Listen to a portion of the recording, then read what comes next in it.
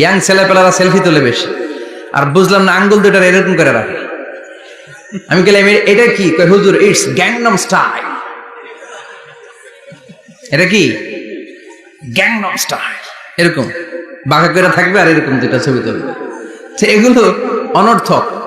মুমিন ওই কাজ করবে যে কাজটা constructive, fruitful for him, for his family and for the society, যেটা তার নিজের কাজে আসবে, যেটা তার ফ্যামিলির কাজে আসবে, যেটা সমাজের কাজে আসবে।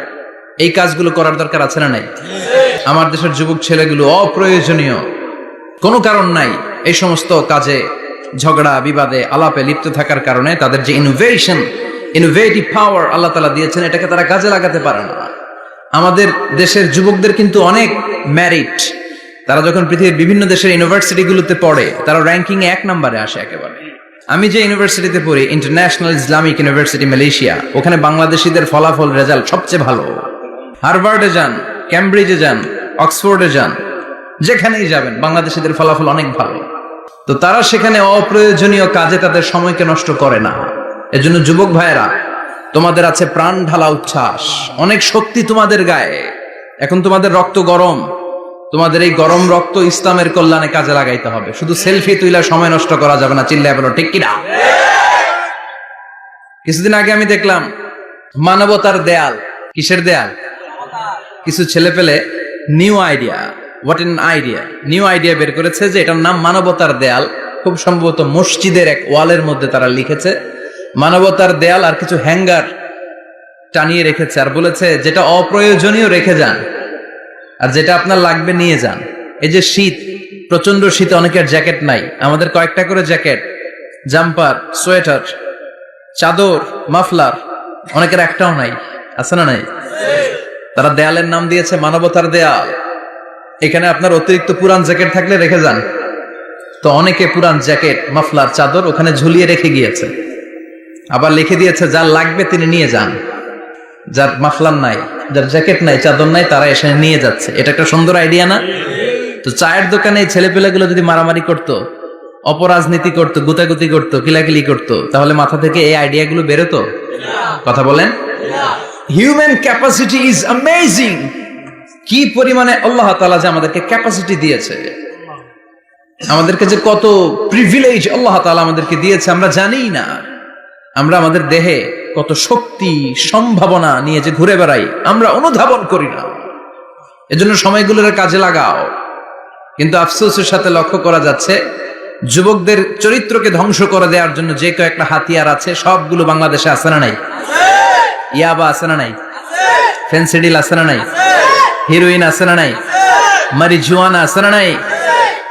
এই ফেন্সিডিল, ইয়াবা আগে শুনতাম ইউনিভার্সিটির ছেলেরা খাইতো, এরপরে নাইমা আসলো কলেজে, এরপরে হাই স্কুলে, এখন প্রাইমারি ছেলেদের হাতে ওই ইয়াবা ঢুকছে। চিল্লা এখন ঠিক কিনা? দেশের যুব সমাজ আজকে কোথায়?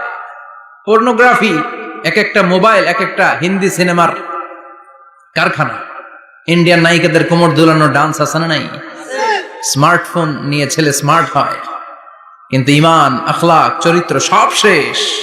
অপরাজনীতি, রাজনীতির নামে মন্দ, খারাপ, প্রতিহিংসামূলক ছাত্র রাজনীতি। নেতারা এই যুবক ছেলেদেরকে ইউজ করে, ওর বিরুদ্ধে ও মার, তুই ওরে মার, ওনারা থাকে অন্য জায়গায়। আছে না নাই?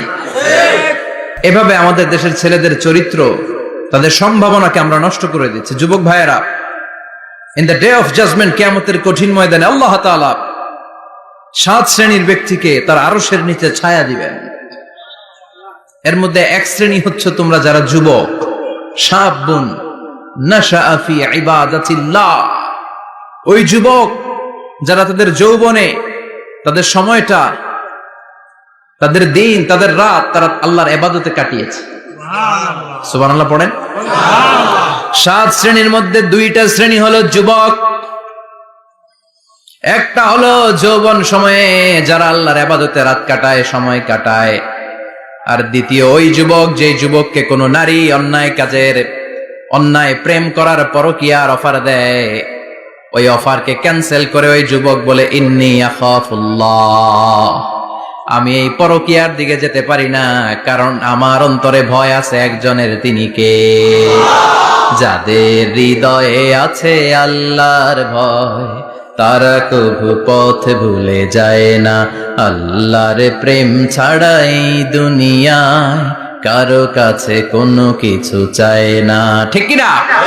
রাতের আধারে যারা সেজদাতে রয় দু চোখের শ্রুতে নদী যেন বয়। আল্লাহু আকবার। তো তাহাজ্জুদ পড়বে কখন? ফজরে তো পড়তে পারে না, আছে না নাই? রাতের আধারে যারা সেজদাতে রয় দু চোখের শ্রুতে নদী যেন বয়। ছলনার হাতছানি যতই ডাকুক পেছনে ফিরেও সে তাকায় না। যাদের হৃদয়ে আছে আল্লাহর ভয় তারা কভু পথ ভুলে যায় না। আল্লাহর প্রেম ছাড়াই দুনিয়ায় কারো কাছে কোনো কিছু চায় না। চিল্লায় বলেন ঠিক কিনা? তার মানে প্রথম হচ্ছে এক যুবক, যেই যুবক তার যৌবন কালের সময়টা আল্লাহর ইবাদতে কাটায়। দ্বিতীয় হলো এমন যুবক পরকীয়ার অফার পেয়ে সে বলে আমি ভয় পাই একজনকে, তিনি কে? এজন্য যুবক তোমার অন্তর আল্লাহর ভয় থাকতে হবে, তোমার সময়টা এমনি কাটানো যাবে না, ইবাদতে কাটাতে হবে, ঠিক কিনা? এজন্য আমরা নামাজের পরে বলি রাদিতু বিল্লাহি রাব্বা, আল্লাহকে রব হিসেবে পেয়ে আমরা খুশি। তারপরে বলি অবিল ইসলামি দীনা, ইসলামকেও দিন হিসেবে পেয়ে আমরা খুশি না বেজার? কথা কন, খুশি না? আপনি খুশি হইলে আপনার লাভ, খুশি না হইলে আপনার লস। ইসলামের বিজয়কে সমুন্নত করবে কে? ইসলামের পতাকা পত পত করে হোয়াইট হাউসের উপরেও একদিন ঝুলবে। চিল্লায় বলেন ঠিক কিনা? আল্লাহ বলেন খবরদার, ফু দিয়ে ইসলামের বাতি তোরা নিভাতে পারবি না। ইউরিদুনা লিয়ুতফিউ নূরাল্লাহি বিআফওয়াহিহিম ওয়াল্লাহু মুতিম্মু নূরিহি ওয়ালাউ কারিহাল কাফিরুন।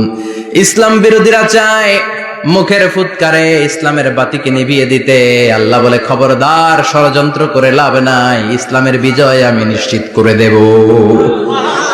স্যামুয়েল হ্যান্টিংটন একটা বই লিখেছে, দ্য ক্লাশেস অফ সিভিলাইজেশন। ওই বইতে তিনি বলেছেন এই যে সভ্যতার সংঘাত, এত সভ্যতা, চায়না সভ্যতা, আর্য সভ্যতা, বৈদিক সভ্যতা, সিন্ধু সভ্যতা, মহেঞ্জোদারো সভ্যতা, ইরাকীয় সভ্যতা, মিশরীয় সভ্যতা, একটার পর একটা সভ্যতা পৃথিবীতে এসেছে, একটার পর একটা সুপার পাওয়ার। এখন সুপার পাওয়ার হচ্ছে ইউনাইটেড স্টেটস অফ আমেরিকা, ধারণা করা হচ্ছে এরপরে চায়না হবে সুপার পাওয়ার। আবার অনেকে বলছে